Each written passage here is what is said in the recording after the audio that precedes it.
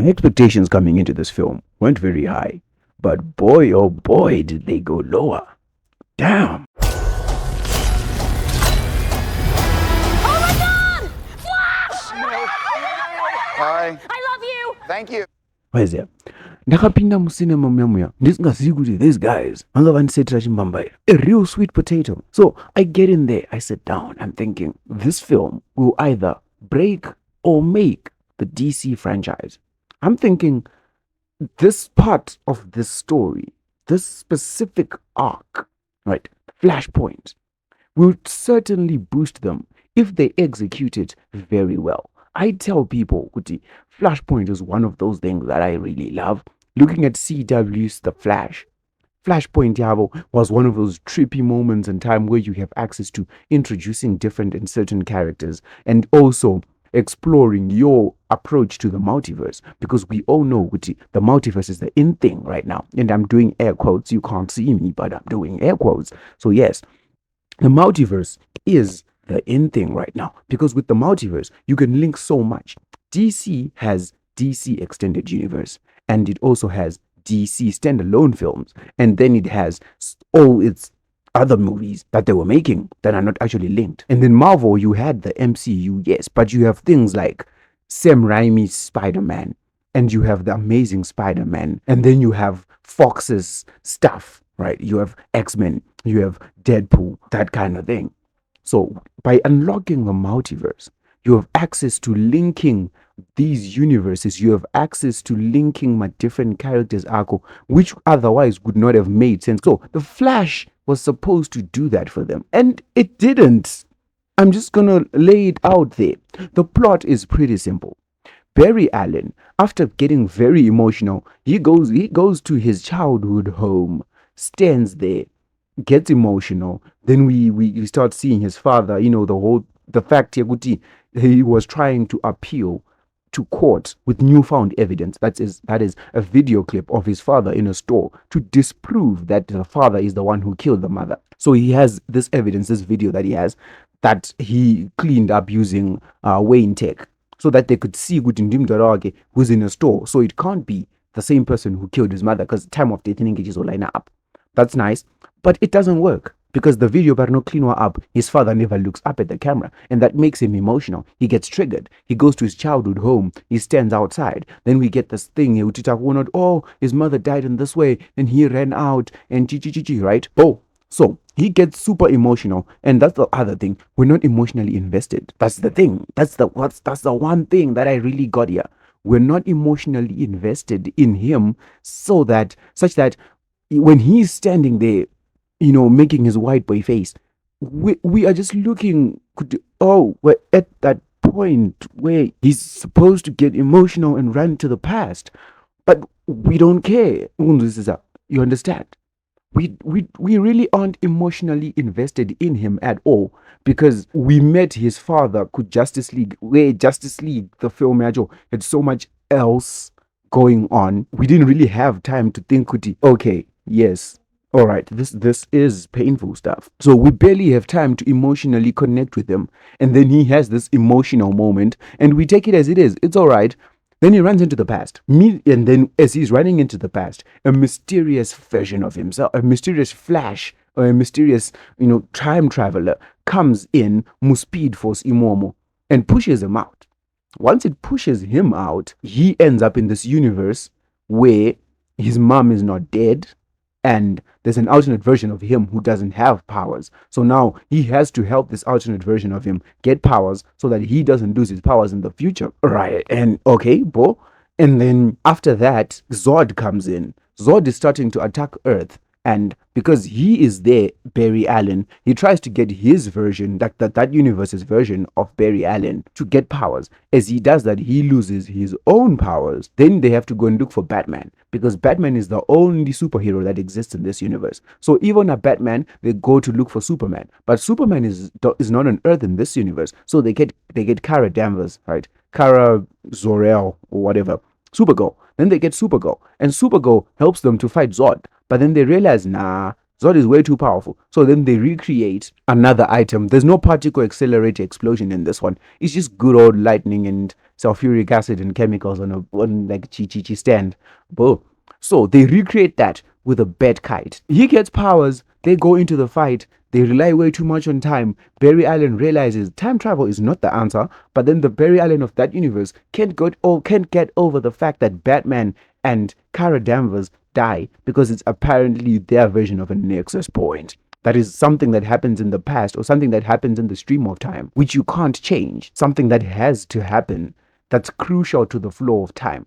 And I'm like, all right, that's cool. So yes, that Barry Allen turns into this villain that he has to fight, but it's ultimately not the villain. And then the movie sort of, canonizes the concept of time and space.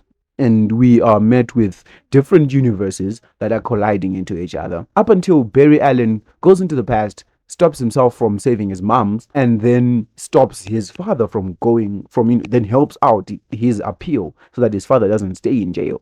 But then that also has repercussions. Goes back to the future, realizes the Batman is different. Then everything is all trippy. Now let's really get into this film. I'm just gonna go out on a limb here and say the two things that I enjoyed about this film. Well, it might be one in retrospect is Batman, but because there are two Batman, it's two things. So I loved Batfleck, Ben Affleck's Batman, for the first time in my life.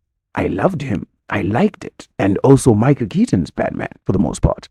So let's look at Ben Affleck's Batman. What the movie does do right is Batman.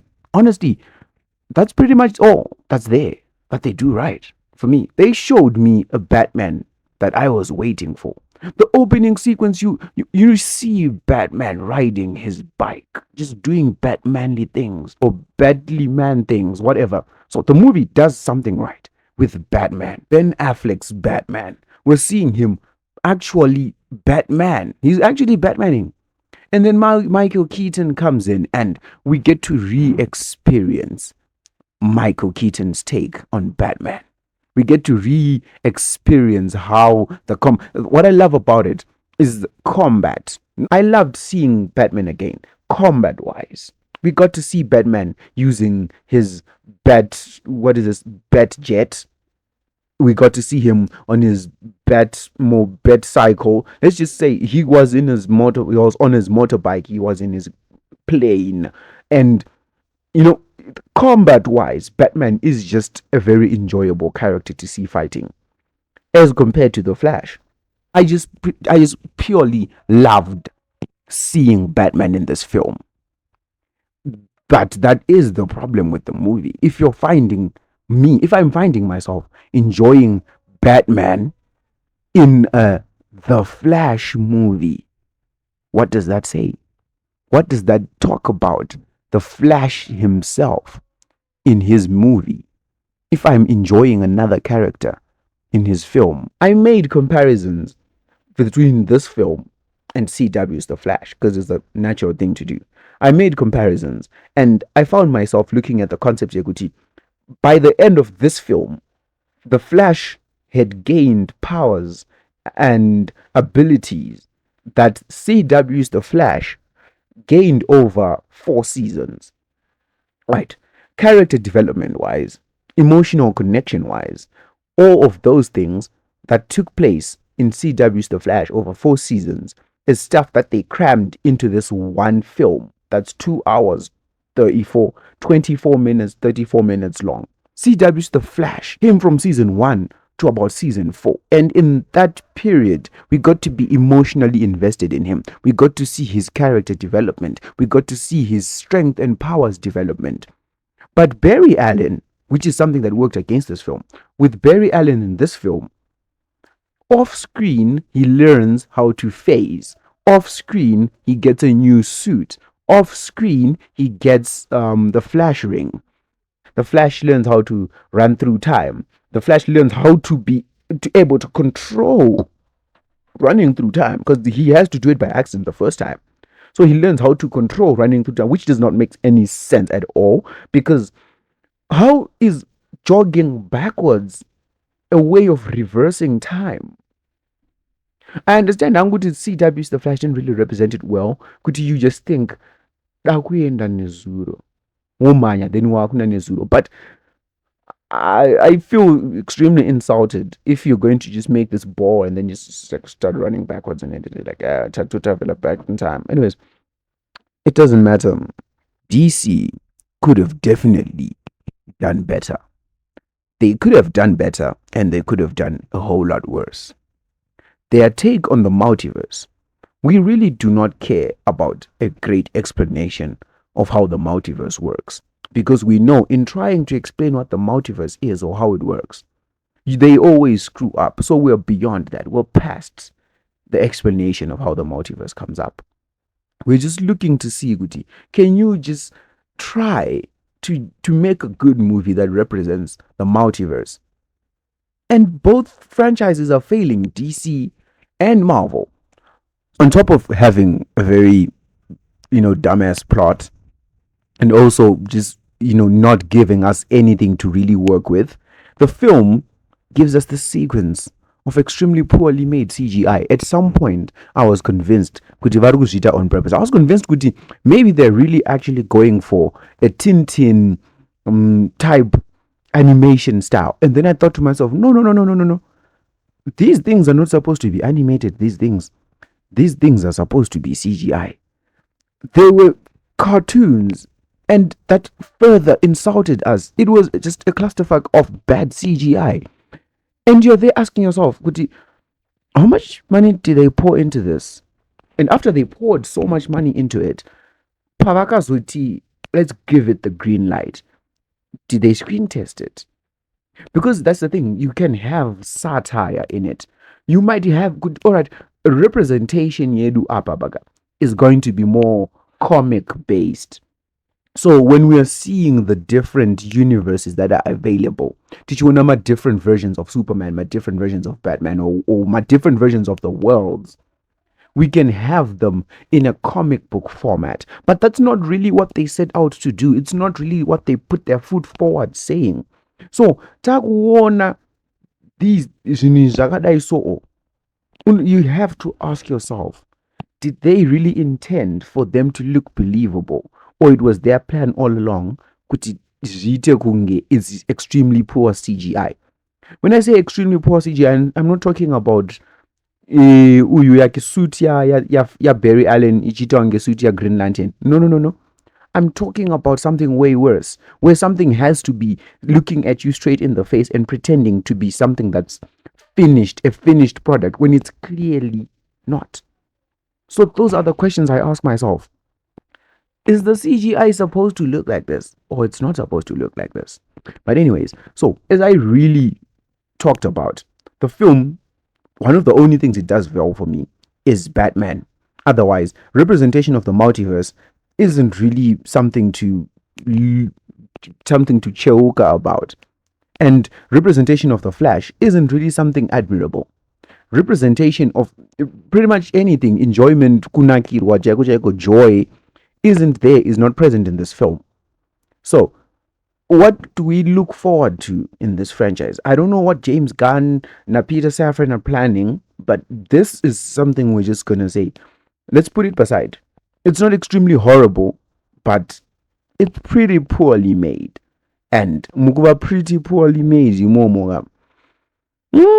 I should have just, sat down and decided, Kuti, let's just not release this. So I got a Supergirl. No, but Batwoman. No, you know what? After all these months and years of work, we're not releasing you. They should have just done that. Maybe. Just go back to the drawing board. But anyways, that's what we got. Have you watched it? Do you think? Are you disappointed? Let me know.